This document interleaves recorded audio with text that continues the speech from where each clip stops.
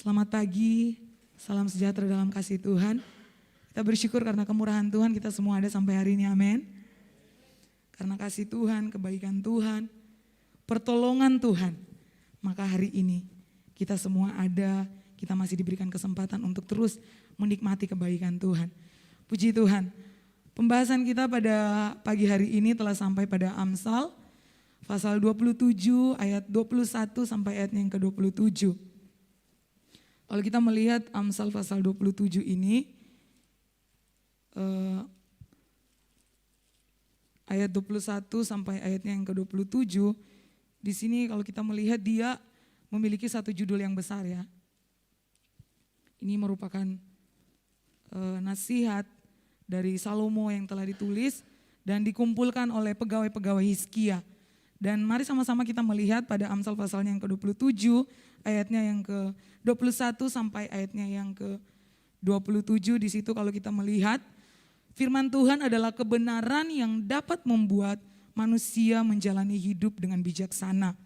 Bukan hanya sekedar kata-kata bijak yang terdengar manis, ditulis oleh filsuf-filsuf terkenal, tetapi firman Tuhan ini merupakan atau memberikan kata-kata bijak yang bersifat mengajar, menyatakan kesalahan, memperbaiki kelakuan, mendidik orang dalam kebenaran. Seperti yang tertulis kalau kita melihat dalam perjanjian baru dalam 2 Timotius 3 ayatnya yang ke-16. Di situ dengan jelas mengatakan bahwa firman Tuhan itu sangat berguna dan di situ firman Tuhan itu bermanfaat untuk menegur, menyatakan kesalahan, memperbaiki kelakuan dan mendidik orang agar berjalan hidup dalam kebenaran. Judul kebenaran firman Tuhan pagi hari ini saya memberikan judul Hidup Bijaksana Menurut Firman Tuhan. Hidup bijaksana menurut firman Tuhan. Kalau kita melihat dalam Amsal pasalnya yang ke-27 ayatnya yang ke-21 sampai ayat yang ke-27 di sini terbagi menjadi dua pokok bahasan. Yang pertama ayat 21 sampai ayat yang ke-22 kalau kita melihat di situ membahas tentang kualitas hidup manusia dan berhati-hatilah dengan kebodohan.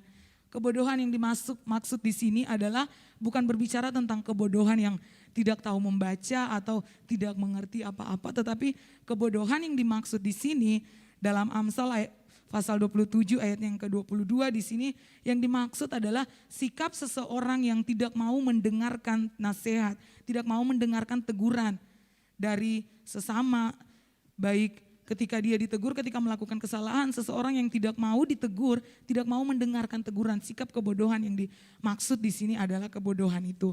Jadi tidak bisa terlepas dari dalam kehidupannya, dia tidak mau ditegur, ketika melakukan kesalahan, ketika ditegur tidak mendengarkan teguran itu. Malah dia tetap terus melakukan kesalahan yang sama, tidak ada perubahan. Dan pokok bahasan yang kedua dari ayat 23 sampai ayat yang ke-21, 27, di situ bagaimana cara kita mengelola hidup kita dengan bijaksana. Kalau kita melihat dari ayat 23 sampai ayat yang ke-27, setiap hasil-hasil yang telah pencapaian-pencapaian yang telah didapatkan oleh seseorang ketika dia berhasil, bagaimana caranya untuk dia dapat mengelola semuanya itu dengan baik, memperhatikan segala sesuatunya itu dengan baik. Dan pagi hari ini kita akan masuk pada pembahasan yang pertama. Kalau kita melihat sama-sama dalam ayatnya yang ke-21, di situ dengan jelas ditulis bahwa berbicara tentang kualitas hidup manusia, ayatnya yang ke-21. Jika berbicara tentang kualitas hidup manusia, berarti kita sedang berbicara tentang kehidupan yang sedang dijalani setiap harinya. Entah itu dijalani secara bijaksana atau tidak, itu kembali kepada kehidupan pribadi itu sendiri. Kembali kepada dia sendiri, bagaimana dia cara mengelola hidupnya, apakah dia telah menjalani dengan bijaksana, itu yang menunjukkan kualitas hidupnya. Nah, Amsal pasal 27 ayat yang ke-21, saya akan membacakannya. Kui untuk melebur perak dan perapian untuk melebur emas.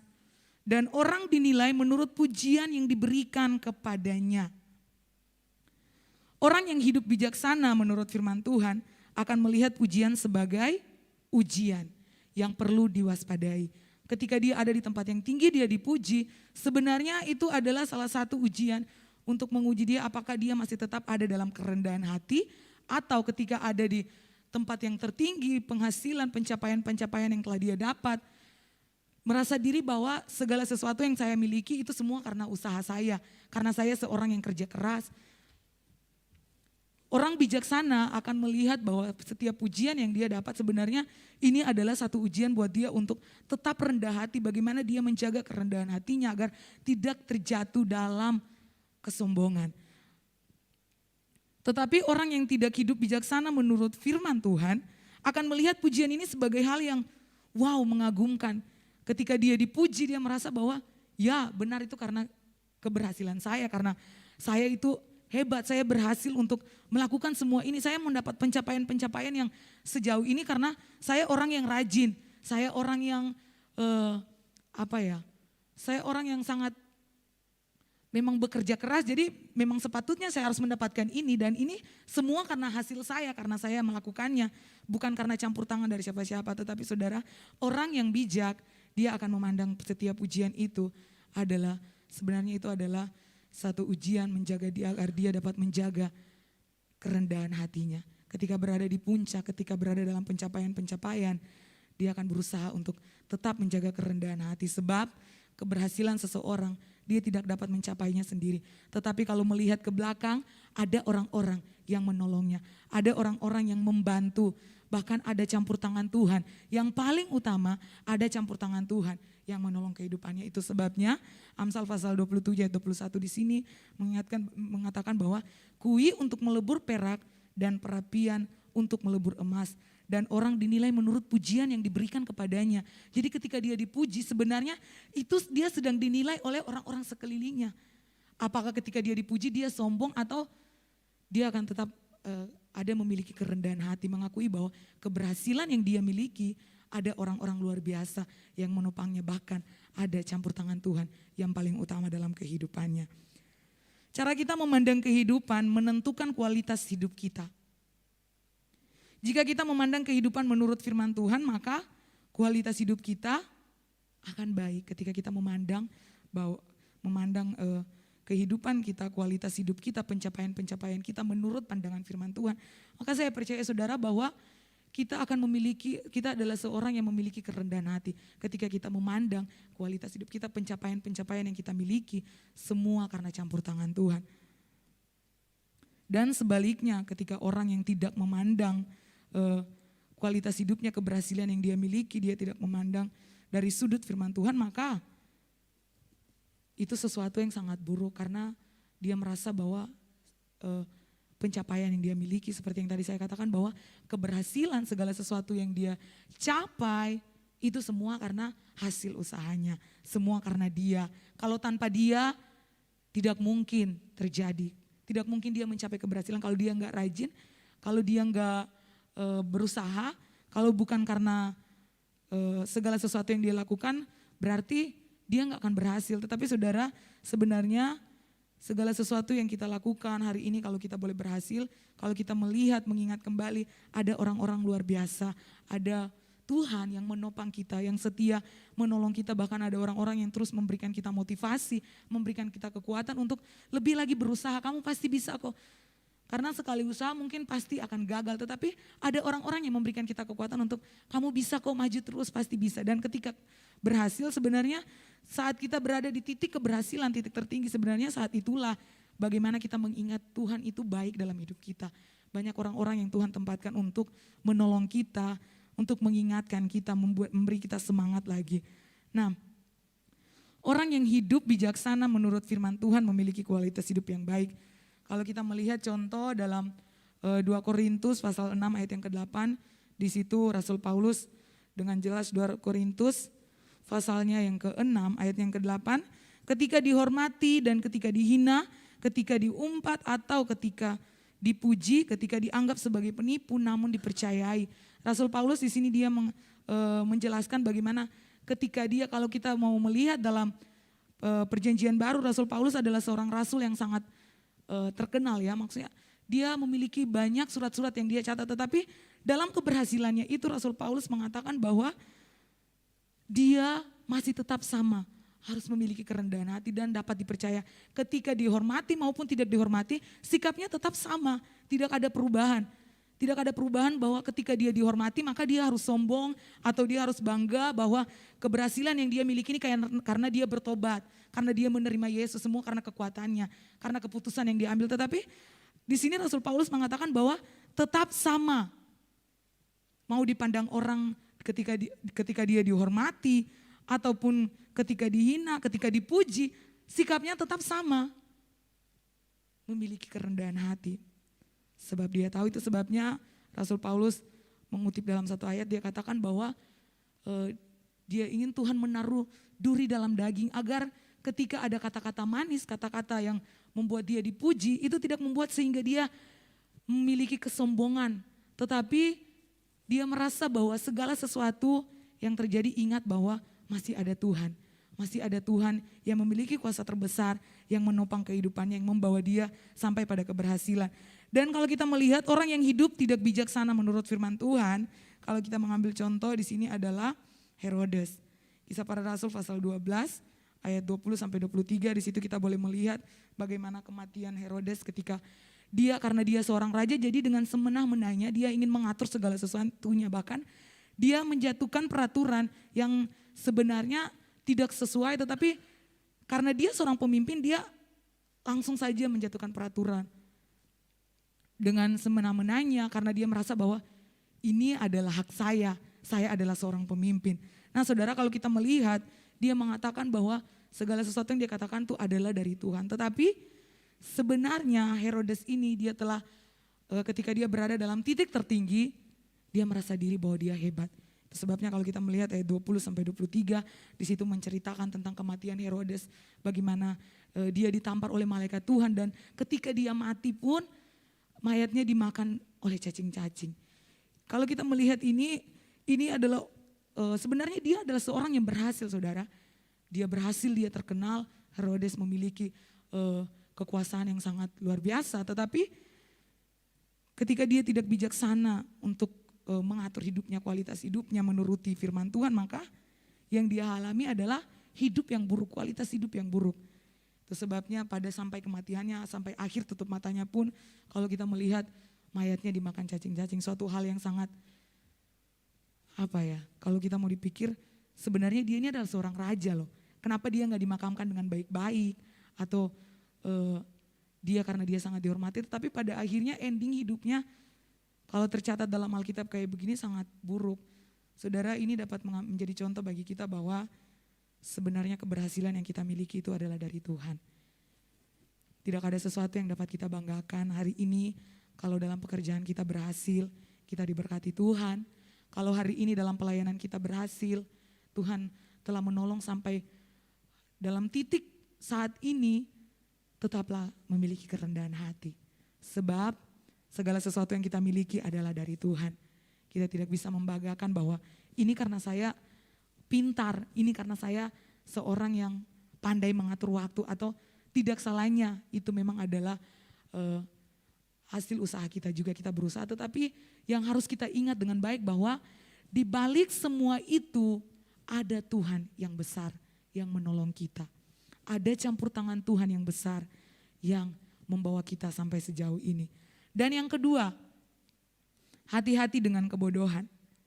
Kalau kita melihat Amsal pasal 27 ayatnya yang ke-22, di situ firman Tuhan dengan jelas mengatakan, sekalipun engkau menumbuk orang bodoh dalam lesung, dengan alu bersama-sama gandum, kebodohannya tidak akan lenyap daripadanya. Orang bodoh seperti yang tadi di awal saya katakan bahwa kebodohan yang dimaksud dalam Amsal ini bukanlah kebodohan karena tidak memiliki pengetahuan, tidak tahu membaca atau apa, tetapi kebodohan yang dimaksud di sini adalah orang bebal yang tidak mau mendengarkan firman Tuhan, tetapi yang tidak mau mengikuti nasihat-nasihat yang telah diberikan, tetapi dia terus melakukan kesalahan-kesalahan yang sama. Dua cara kalau kita melihat dalam slide selanjutnya di situ, alu dan lesung digunakan untuk memisahkan gandum dari kulitnya, tetapi kebodohan dari orang yang bodoh tidak dapat dipisahkan.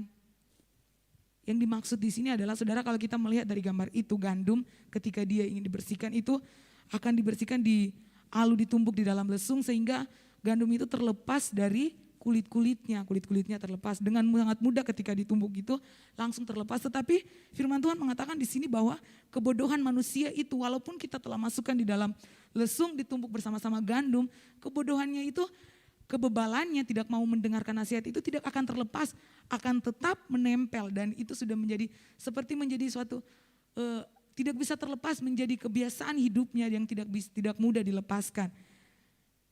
Ini sempat pernah dibahas juga pada hari Sabtu dari hamba Tuhan Saudari Yanti mengatakan bahwa ketika membuat kesalahan dia ditegur tetapi orang tersebut tidak mau mendengarkan teguran itu. Bahkan ditegur dengan cara halus tidak bisa mendengarkan, terus membuat kesalahan yang sama. Bahkan ketika ditegur dengan cara yang kasar, kata-kata yang tegas sama tidak ada perubahan. Nah yang dimaksud di Amsal pasalnya yang ke-27 ayat 22 di sini adalah orang tersebut, orang bebal. Tidak mendengarkan setiap nasihat. Ketika ditegur dengan cara halus, tidak mendengarkan. Itu sebabnya dikatakan bahwa sekalipun engkau menumbuk orang bodoh dalam lesung dengan alu bersama-sama gandum. Gandum ketika dimasukkan di alu ditumbuk. Itu sekalipun kita itu dengan sangat mudah gandum itu akan terlepas seperti yang tadi saya katakan bahwa gandum akan kulitnya akan terlepas dari gandum itu tetapi kebodohan tidak akan terlepas dari orang tersebut. Itu telah mendarah daging dalam kehidupannya. Itu sebabnya ketika ditegur dengan kata-kata kasar, ditegur dengan kata-kata yang tegas, yang baik, sama saja kelakuannya tetap begitu, tidak ada perubahan. Sebenarnya ini kesalahan tidak ada pada siapa-siapa tetapi ada pada dirinya sendiri. Bagaimana dia mau mengoreksi hidupnya, bagaimana mau menerima kalau saya salah ketika ditegur, berusaha untuk berubah, tidak ada dalam titik kesalahan yang sama, terus dilakukan begitu dan begitu terus. Di sini Amsal kembali mengingatkan kita, firman Tuhan kembali mengingatkan kita bahwa belajarlah untuk ketika kita ditegur, apapun keadaan kita, mau sekeras apapun teguran itu, belajarlah untuk mendengarkan teguran. Jangan sama seperti orang bebal yang ketika ditegur berulang kali tetap melakukan hal yang sama. Tidak ada perubahan. Cara mengelola hidup dengan bijaksana hanya ada satu cara untuk dapat mengelola hidup dengan bijaksana, yaitu hiduplah menurut firman Tuhan. Dalam Mazmur pasal 119 ayat yang ke-105 di situ mengatakan bahwa firman-Mu pelita bagi kakiku dan terang bagi jalanku. Firman Tuhanlah yang akan menerangi kehidupan kita, setiap langkah kita. Ketika ditegur dengan kebenaran firman Tuhan, berubah. Jangan tetap bertahan dalam keadaan yang sama, saudara. Sebab firman Tuhan dengan jelas mengatakan bahwa orang yang bodoh, orang yang bebal, ketika dia digabungkan di dalam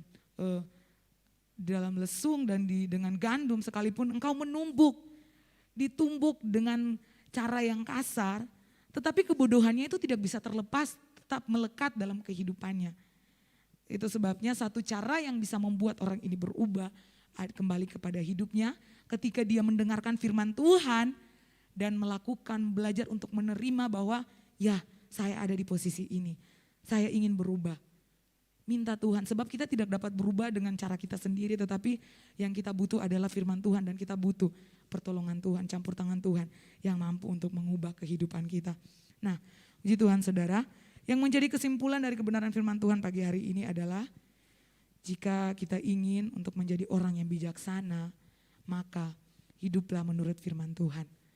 Karena firman Tuhan itu adalah kebenaran yang hakiki, yang dapat menuntun hidup kita menjadi orang percaya yang bijaksana dalam menjalani kehidupan ini.